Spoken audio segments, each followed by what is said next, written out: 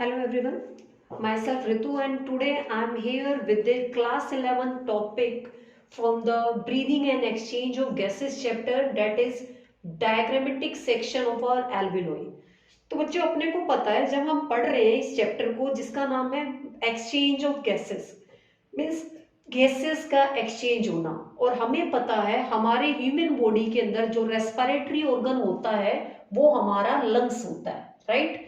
तो भाई हमारा ऑर्गन लंग है, तो लंग में ऐसी क्या चीज है जिससे गैसेस एक्सचेंज होती है? तो this is our alveoli which is the vascular body and that is your bag like structure, balloon like structure that is clearly visible in this diagram. तो बच्चों ये डायग्राम हमारा सच में बहुत इंपॉर्टेंट बन जाता है फ्रॉम द नीट प्रोस्पेक्टिव।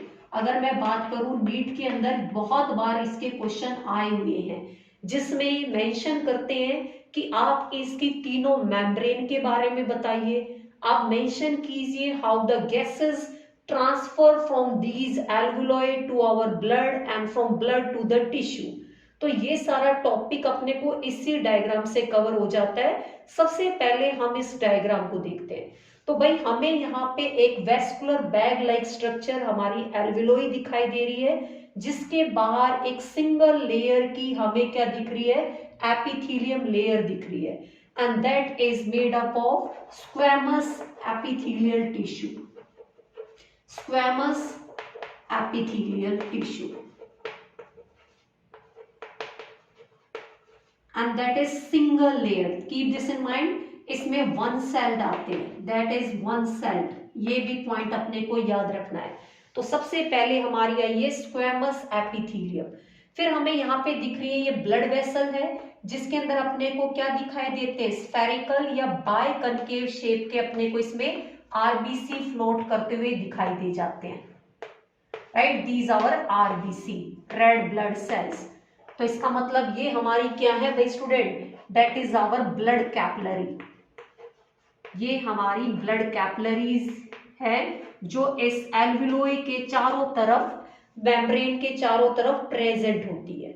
तो भाई जब हमें दिख रहा है कि इस चारों तरफ एल्विलोई के हमारी ब्लड कैपिलरीज हैं, तो इसके इनर मोस्ट पे जो एल्विलोई मेम्ब्रेन आती है इसको बुलाते हैं student, that is known as your endothelium, that is known as endothelium, ठीक है।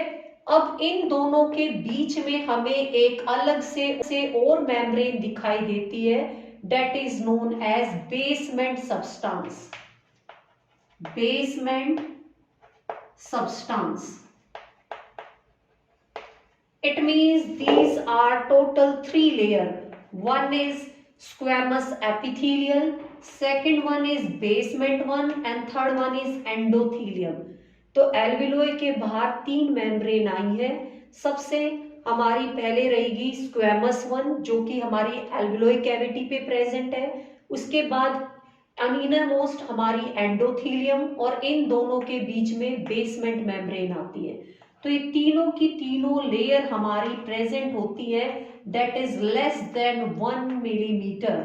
ये डाटा भी काफी इंपॉर्टेंट बन जाता है कि भाई जब हम इसकी थिकनेस देखते हैं, इन तीनों मेम्ब्रेन की थिकनेस को देखते हैं तो वो थिकनेस कितनी होती है, तो वो एक 1 मिलीमीटर से भी कम थिकनेस से प्रेजेंट होती है। ये अपने को याद रखना है, this is the most important question, ठीक है। उसके बाद क्वेश्चन जो बनता है स्टूडेंट, हमें दिख रहा है कि यहाँ पे गैसेस इन एंड आउट जाती है, मीन्स ऑक्सीजन भी जाएगी हमारी इसके अंदर और कार्बन डाइऑक्साइड भी। It means eight here oxygen and carbon dioxide both gases आती है, लेकिन जो कार्बन डाइऑक्साइड होती है उसकी जो सॉल्युबिलिटी होती है वो हमारे ऑक्सीजन से ज्यादा होती है, that is 20 to 25 times more soluble than the oxygen. तो अपने को एक चीज पता होना चाहिए कि ये काम हमें पता है डिफ्यूजन मेथड से होता है, और डिफ्यूजन से ही हमारे अंदर ये गैसेस एक्सचेंज होते हैं। इट मींस अगर सॉल्युबिलिटी ज्यादा तो डिफ्यूजन ज्यादा, ये चीज अपने को याद रखनी है, that's the important point. It means the rate of diffusion will be more if the solubility of gases will be more, and this law is known as Gram's law। शायद आप केमिस्ट्री में भी पढ़ते हो स्टूडेंट। ग्रॉम्स लॉ क्या बोलता है कि जितनी ज्यादा आपकी गैस सॉल्युबल हो जाती है उतना रेट ऑफ डिफ्यूजन बढ़ जाती है। तो इसमें हमें समझ में आना चाहिए कि कार्बन डाइऑक्साइड की जो डिफ्यूजन रेट होती है वो ज्यादा रहती है, लेकिन हमारे यहाँ पे काफी फैक्टर्स प्ले करते हैं जिसकी वजह से हम क्या करते हैं, अपने बॉडी के अंदर, सेल्स के अंदर ऑक्सीजन को ज्यादा डिलीवर या डिफ्यूज कर पाते हैं। तो उसमें काफी कंडीशंस आती हैं जिससे हमारे इस ब्लड के अंदर ऑक्सीजन का लेवल हम हाई रखते हैं। These are your hydrogen ion concentration, your body के अंदर, सेल्स के अंदर ऑक्सीजन को ज्यादा डिलीवर या डिफ्यूज कर पाते हैं। तो उसमें काफी कंडीशंस आती हैं जिससे हमारे इस ब्लड के अंदर ऑक्सीजन का लेवल हम हाई रखते हैं। These are your hydrogen ion concentration, your temperature, pH, all this one.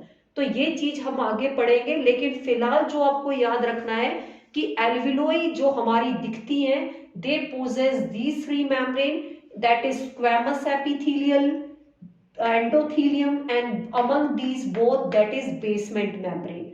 और इन तीनों को मिला के जब इसकी थिकनेस को देखते हैं तो वो 1 मिलीमीटर से भी कम देखी जाती है। ठीक है, ये चीजें अपने को याद रखनी है इस डायग्राम से। That's the most important diagram. Just cover these diagram and also remember these membrane. That's sufficient for today. Thank you everyone.